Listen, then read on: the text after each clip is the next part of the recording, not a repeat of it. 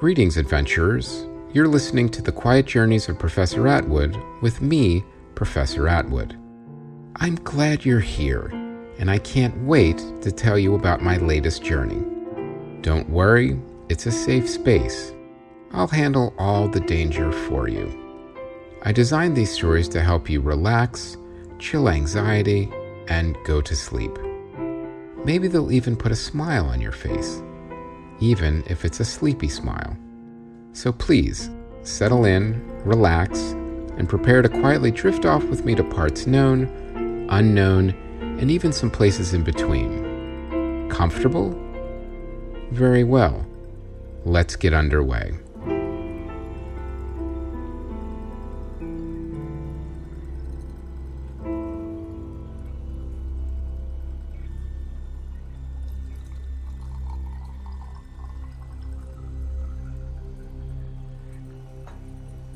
Good evening, adventurers. I hope you're doing well. I also hope you're all cozy and settled in, because tonight I'm going to tell you about our Royal Mars welcome and how there were still some things that didn't quite fit together yet. But as an adventurer, mysteries don't always resolve as quickly and cleanly as you'd like them to, so it was completely unsurprising. And sometimes you can get a little paranoid, I'll admit, on an adventure where nothing goes wrong. Now, I was once in a hot air balloon over the Gobi Desert on our way to southern Mongolia in search of a legendary albino condor. I didn't believe it existed, as it was way out of the way of any natural condor habitat. There was not a savanna or a beach within hundreds and hundreds of miles. I was assisting Professor London, who studied condors, and was sure the local rumors and superstitions were true.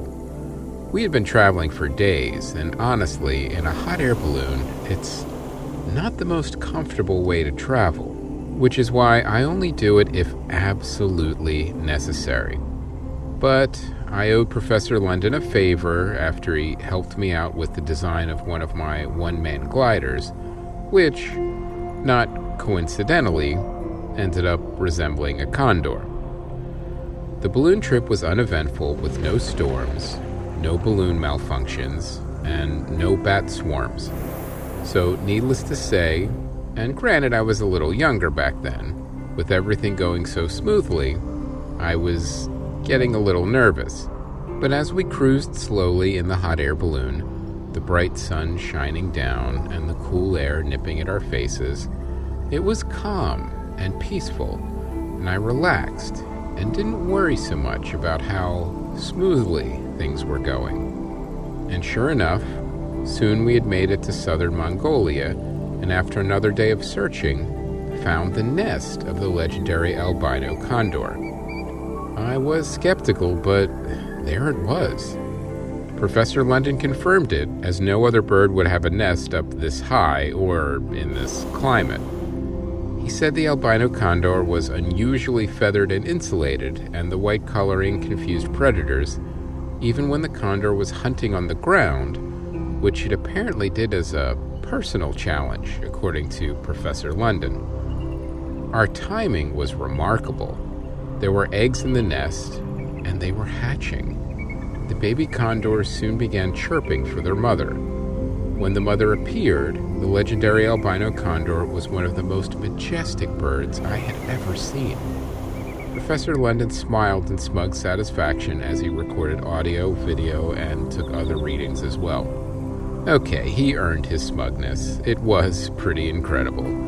The albino condor fed her young and didn't seem at all bothered by the hot air balloon observing her. It was quite a spectacle, and I felt fortunate to have witnessed it.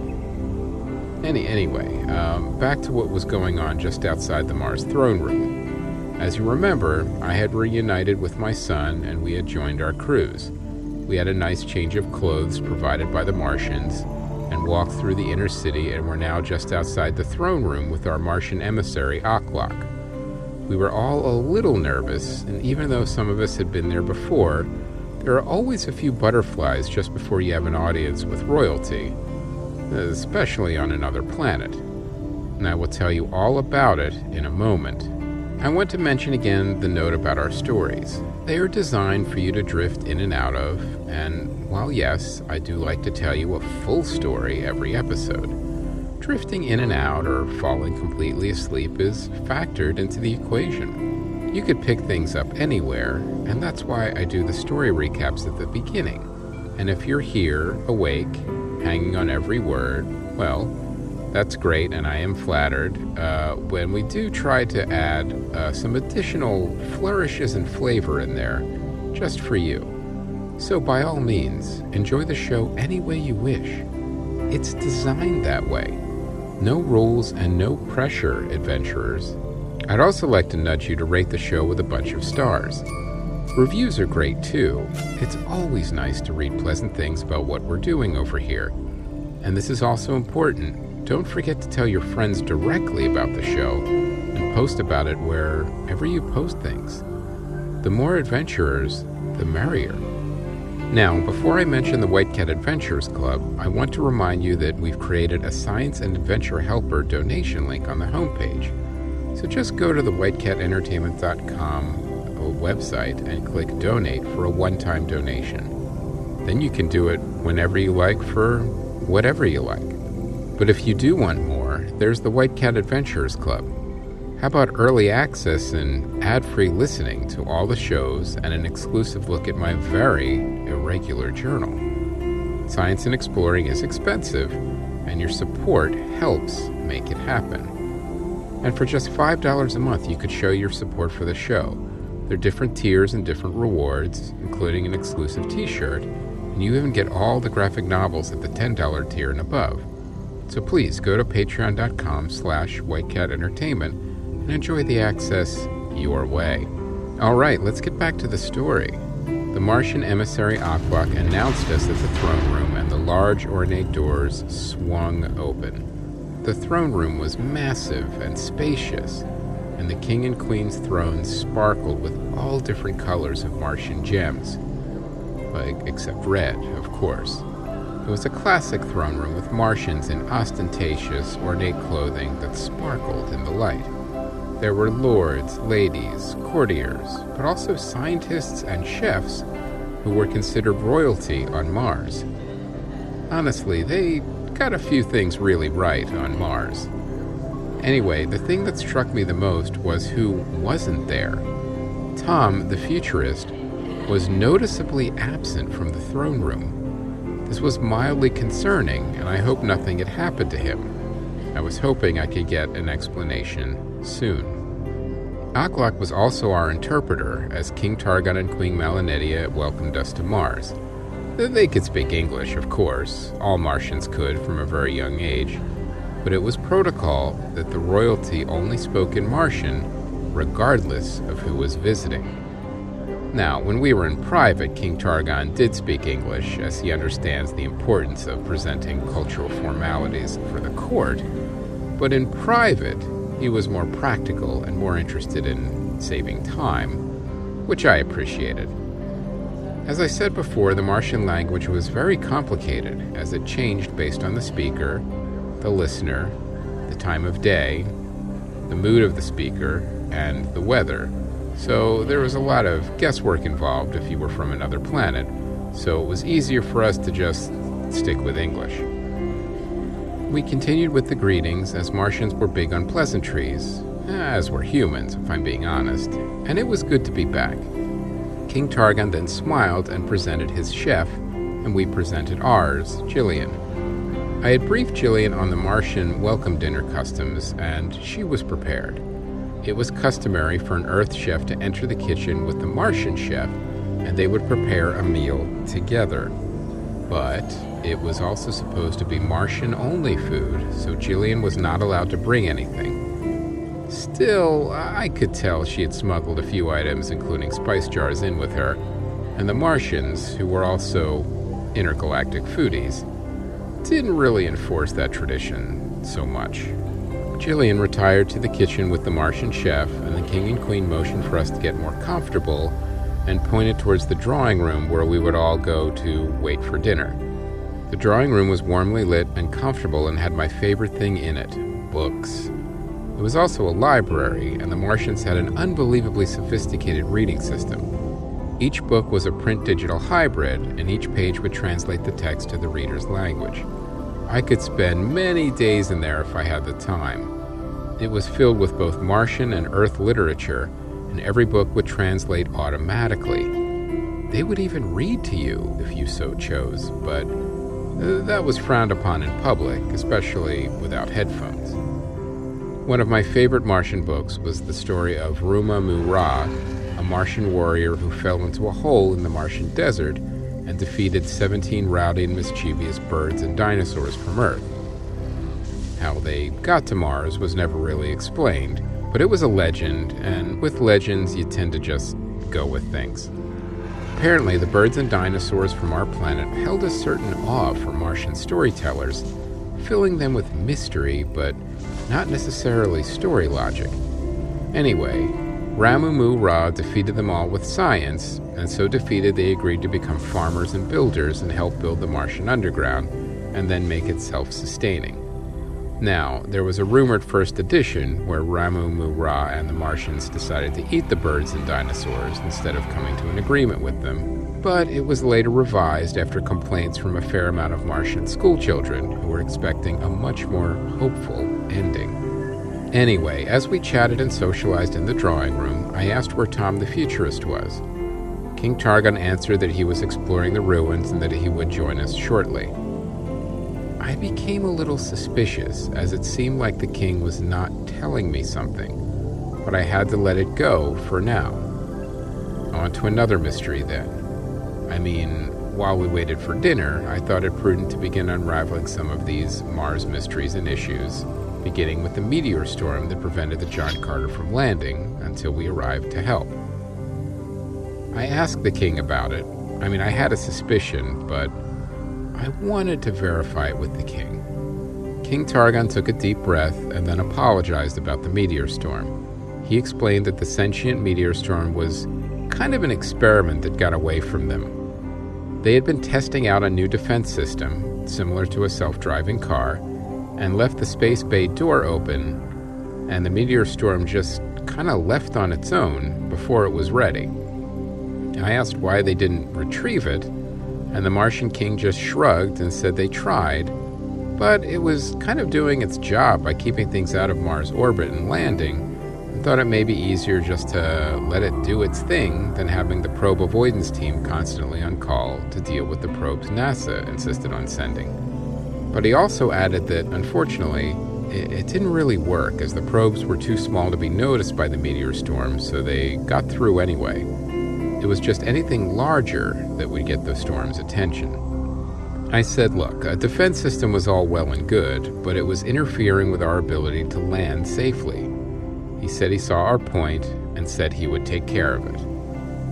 Now, I paused for a moment. Now, if I knew anything about bureaucracy and royalty, I knew that when someone says they will take care of it, the last thing they will do is take care of it. Unfortunately, this was now another complication and left me with one more thing to do. I would have to take care of it, but maybe I could do it on the way out. Otherwise, the journeyman or the John Carter may get stuck again. But there were other, more pressing matters, like the real reason Tom the Futurist wasn't here right now, the significance of the Martian ruins that weren't Martian, and Janet's agitation on wanting to prioritize the Terraforming licensing agreement. However, Janet was being remarkably quiet and taking it all in, and I was wondering what she was thinking, and what exactly about this mission was she specializing in. It still hadn't been made clear yet. I felt there was another Martian shoe to drop, and I just didn't know what it could be. King Targon and I continued to talk about meteor showers, especially the non-sentient ones. It turns out it was an area of interest for him. Now, you see, a meteor shower normally results from an interaction between a planet, such as Earth, and streams of debris from a comet. Comets can produce debris by water vapor drag, as demonstrated by Fred Whipple in 1951, and by breakup. Whipple envisioned comets as dirty snowballs made up of rock embedded in ice orbiting the sun. The ice may be water, methane, ammonia, or other volatiles, alone or in combination. The rock may vary in size from a dust mote to a small boulder. Dust mote-sized solids are orders of magnitude more common than those of the size of sand grains, which in turn are similarly more common than those the size of pebbles, and so on. When the ice warms and sublimates, the vapor can drag along dust, sand, and pebbles.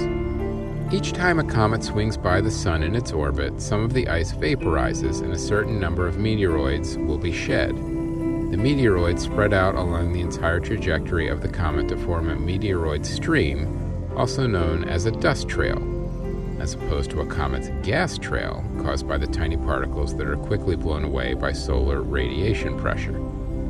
Recently, Peter Jenniskens had argued that most of our short-period meteor showers are not from the normal water vapor drag of active comets, but the product of infrequent disintegrations when large chunks break off a mostly dormant comet. Examples are the Quadrantids and the Geminids, which originated from a breakup of asteroid-looking objects about 500 and 1,000 years ago. The fragments tend to fall apart quickly into dust, sand, and pebbles and spread out along the comet's orbit to form a dense meteor stream, which subsequently evolves into Earth's path. The fragments tend to fall apart quickly into dust, sand, and pebbles, and spread out along the comet's orbit to form a dense meteor stream, which subsequently moves into Earth's path. Shortly after Whipple predicted that dust particles traveled at low speeds relative to the comet, Milos Plavik was the first to offer the idea of a dust trail when he calculated how meteoroids, once freed from the comet, would drift mostly in front of or behind the comet after completing one orbit. The effect is simple celestial mechanics, really. The material drifts only a little laterally away from a wider orbit than others.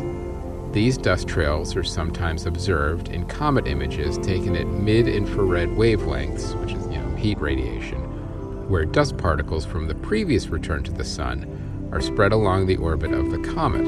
The gravitational pull of the planets determines where the dust trail would pass by Earth orbit, much like a gardener directing a hose to water a distant plant. Most years, those trails would miss the Earth altogether, but in some years, the Earth is showered by meteors. This effect was first demonstrated from observations of the 1995 alpha monoceratids and from earlier not widely known identifications of past Earth storms. Over more extended periods, the dust trails can evolve in complicated ways. For example, the orbits of some repeating comets and meteoroids leaving them are in resonant orbits with Jupiter or one of the other large planets, so many revolutions of one will equal another number of the other. This creates a shower component called a filament. The second effect is a close encounter with a planet.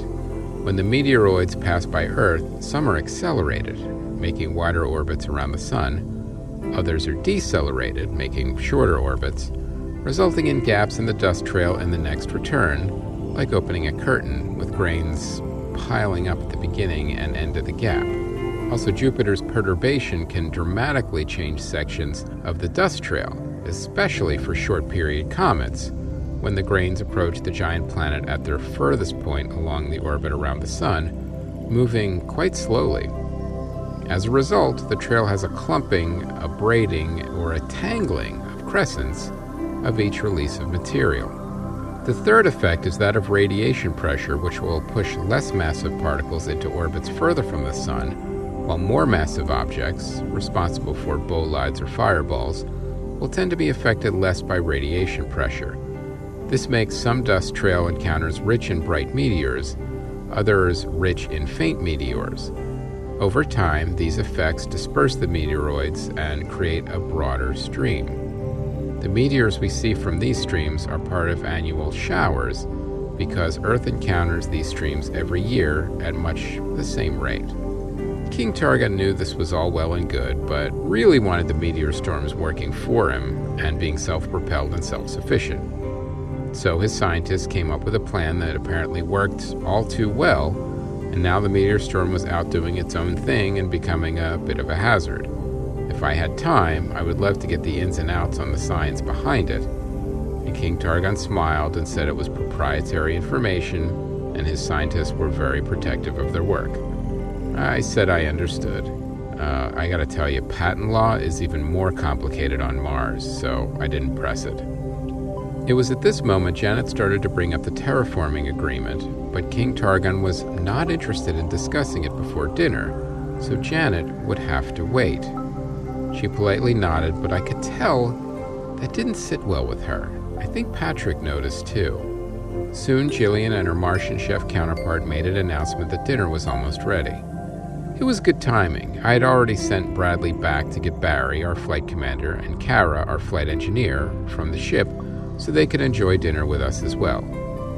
Now, Dolores was not happy about leaving the ship completely unattended, so she insisted on going back to stand watch. Bradley offered to join her, but she told him to enjoy the dinner and bring her back something. He smiled and agreed. Now, I'll be honest, I wasn't really worried about it unless some rogue Earth probe was going to cause trouble.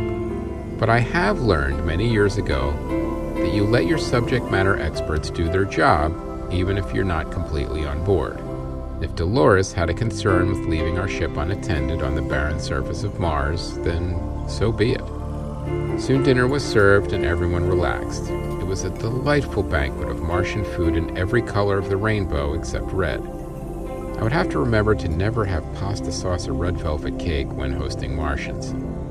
Jillian looked happy, so the food had come out to her satisfaction. It was mostly a vegetarian meal, with some meat of an unidentified Martian livestock animal that the crew mostly avoided, except for our medic Aaron, who dug right in and seemed to really enjoy it. There was wine, but it was a deep purple color, not red. There was also iced Martian tea, which I will say is one of my favorite Martian beverages. It's Martian fruit infused, so it's a little sweet, but not too much. It was delicious. King Targon and Queen Melanedia were all smiles as we talked and enjoyed the meal. Unfortunately, we couldn't talk about anything of substance, which was the culture for dinner conversations on Mars. The topics had to be light to aid digestion. We talked about the weather, even though we were underground and there wasn't any, the new movie theater that opened up in the inner city, and even Janet opened up and spoke about her time as a magician. I was surprised, and it must have been the influence of the purple wine. The king and queen were fascinated with her stories of performing at the Magic Castle and at human children's parties. Now, Janet had been here before, along with Patrick, so she knew not to break protocol, but you could tell she really wanted to and just get into negotiating a terraforming deal. But there was something more, I was sure of it. I don't think she was the mission specialist for just a terraforming deal, and I was wondering if it was related to Tom's mysterious absence and his interest in the Martian ruins that weren't Martian. The chefs and servers then brought out a Martian dessert that tasted a lot like molten chocolate cake. Actually, it was molten chocolate cake, as Jillian had indeed taken over dessert for everyone. No one seemed to mind, and I was wondering if it was allowed, since it was an Earth dessert. However, there seemed to be a loophole because the Martian chefs claimed that molten chocolate cake originated on Mars, and to be honest, no one really cared if that fact was apocryphal or not, for when you have a cake that delicious, no one is worrying about its cultural origins. Soon dinner concluded and we all retired to the drawing room. It was then that Janet opened things up about terraforming. Now, there are some forward-facing facts about terraforming Mars, and of course, then there is the truth. You see, from a PR perspective, according to scientists, Mars exists on the outer edge of the habitable zone, a region of the solar system where liquid water on the surface may be supported if concentrated greenhouse gases could increase the atmospheric pressure. The lack of both a magnetic field and geologic activity on Mars may be a result of its relatively small size, which allowed the interior to cool more quickly than Earth's, although the details of such a process are still not well understood. Well, of course not. I mean, a fair amount of the Mars interior is actually living area, and that's going to throw off theories and readings if you're not aware of it. Now, there are strong indications that Mars once had an atmosphere as thick as Earth's during an earlier stage in its development, and that its pressure supported abundant liquid water at the surface. Although water appears to have once been present on the Martian surface, ground ice currently exists from mid-latitudes to the poles. The soil and atmosphere of Mars contain many of the main elements crucial to life, including sulfur, nitrogen, hydrogen, oxygen, phosphorus, and carbon. Any climate change induced in the near term is likely to be driven by greenhouse warming produced by an increase in atmospheric carbon dioxide and a consequent increase in atmospheric water vapor. These two gases are the only likely sources of greenhouse warming that are available in large quantities in Mars's environment. Large amounts of water ice exist below the Martian surface as well as on the surface at the poles, where it is mixed with dry ice and frozen CO2. Significant amounts of water are located at the south pole of Mars, which, if melted, would correspond to a planet-wide ocean 5 to 11 meters deep. Frozen carbon dioxide at the poles sublimes into the atmosphere during the Martian summers, and small amounts of water residue are left behind, which fast winds sweep off the poles at speeds approaching 250 miles per hour.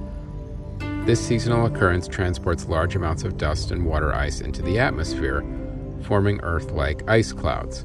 Most of the oxygen in the Martian atmosphere is present as carbon dioxide, the main atmospheric component. Molecular oxygen only exists in trace amounts.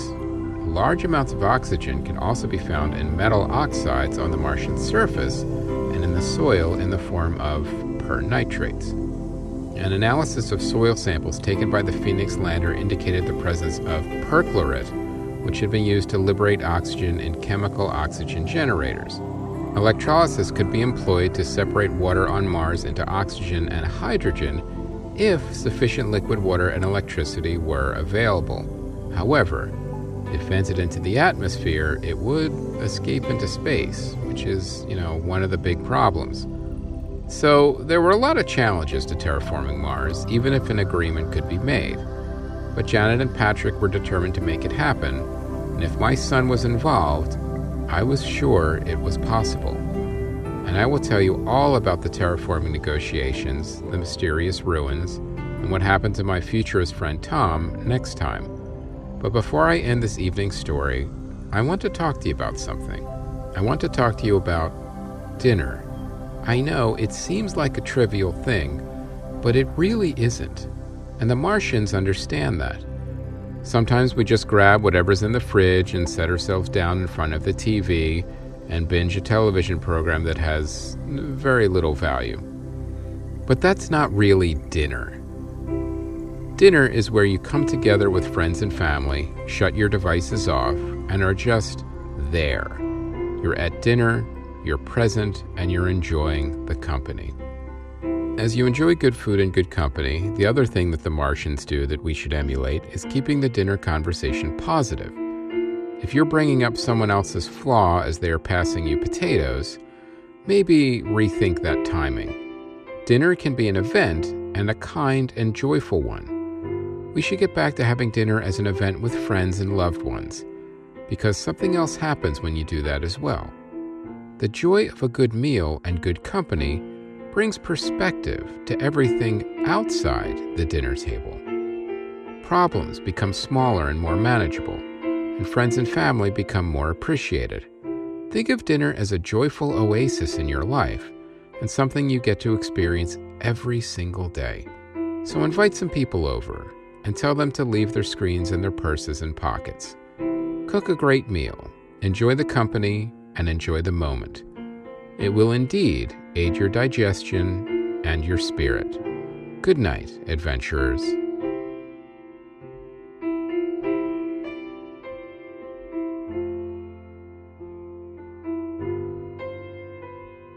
The Quiet Journeys of Professor Atwood was created, written, and performed by Chris Mancini and produced by White Cat Entertainment.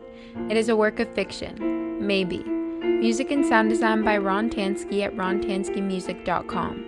For more info and merchandise, including t-shirts, mugs, and blankets, go to whitecatentertainment.com.